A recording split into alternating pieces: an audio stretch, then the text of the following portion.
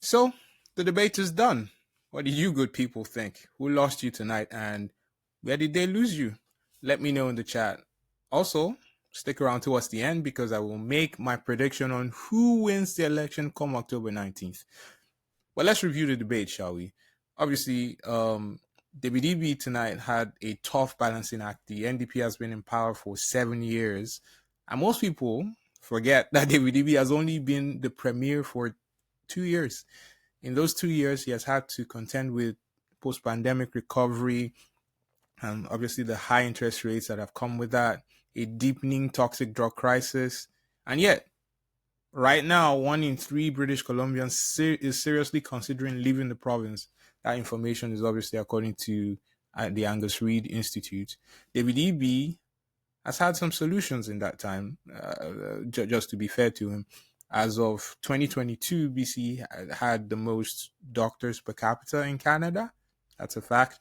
They've also been building homes like crazy, at least by 2023 metrics.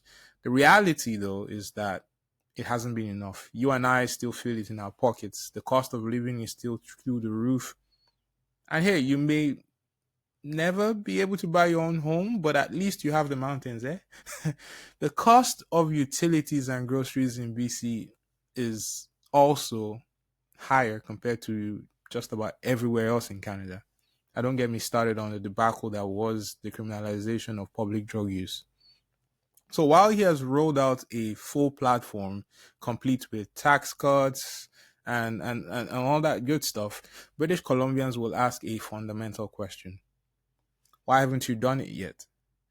And maybe this determines whether people are going to vote for David Eby in this election or not. John Rostad, on his part, chose to point out those failures in policy by David Eby. He wants to unleash the potential of British Columbia, in his words, by getting rid of government intervention and letting the private sector get on with it. That really was the through line in his platform, except maybe with regards to policing, organized crime, and the ports. The problem with privatization, to the extent that John Rostad has suggested, is, of course, it has the potential to make things more expensive. Private companies look out for their profits. This is not new. At the same time, perhaps the efficiencies and the competition introduced by the private sector may help tackle some of the problems facing BC. I'm talking maybe in terms of housing, maybe in terms of healthcare. But also, apparently, the ICBC is another one of those problems that really pisses off British Columbians right now and could benefit from privatization. So, possibly. Anyways, I have to be honest with you. I don't think anyone has ever tried to lose an election as much as John Rostad in the history of elections. I'm going to be honest with you. The guy wants to bring back plastic straws, for God's sake, because, quote, paper straws suck. He has definitely had some non-winning stances. On vaccines, he did clarify that he isn't anti-vax, he is anti-mandate. John Rostad is a little bit quirky. I think we can all agree on that. We can all say that now. And he leans into it. The reality is there is an audience for what he's preaching. I do not think his base would have moved too much on the evidence of tonight. As I said before, there's enough people who are mad at the current state of things in BC that will vote for him.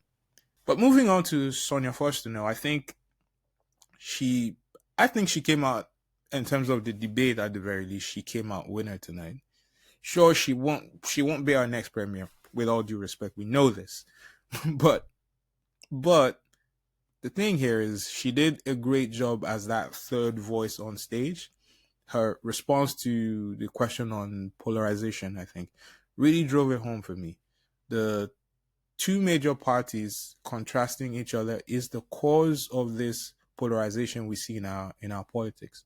So why not elect a third voice to moderate these two?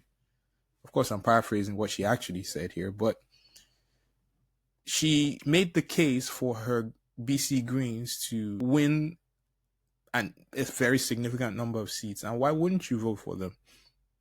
She actually put forward some fresh ideas.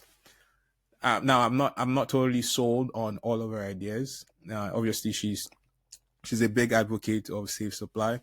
I don't know how I feel about that. We've tried that with under DBDB, and we see where we are at in terms of the opioid crisis at the moment. So that was the debate, and I'll throw this out to you. Did the candidates, did DBDB or John Rostad or Sonia Fosnil address topics, those topics that were close to your heart, that were important to you? Or what do you wish they would have discussed a bit more?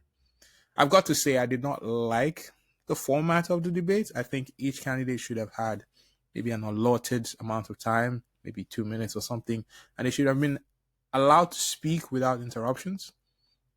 I think it got a bit rowdy at times, so I wasn't terribly thrilled with the format of the debate. But as I come to the end of this little rant of mine about the debate here, I did promise you I'd make my prediction on who wins the election. Obviously, the polls at the moment are pretty tight, so perhaps the easiest prediction that I can make is that we will have a minority government when this is over. But who will win, DBDB or John Rostad? It's actually a tough choice. Because now, as I've come to that point in the video, now I'm thinking in my head, I find myself actually switching in my mind. But I won't bullshit you. Right here, right now, gone to my head, I think it will be DBDB, and I think it will be an NDP minority.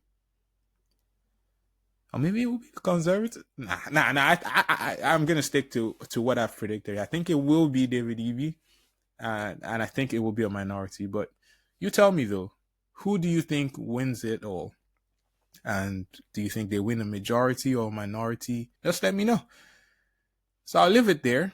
If you're new to my content, please subscribe. Leave your thoughts in the comments. I'll see you next time. Take care.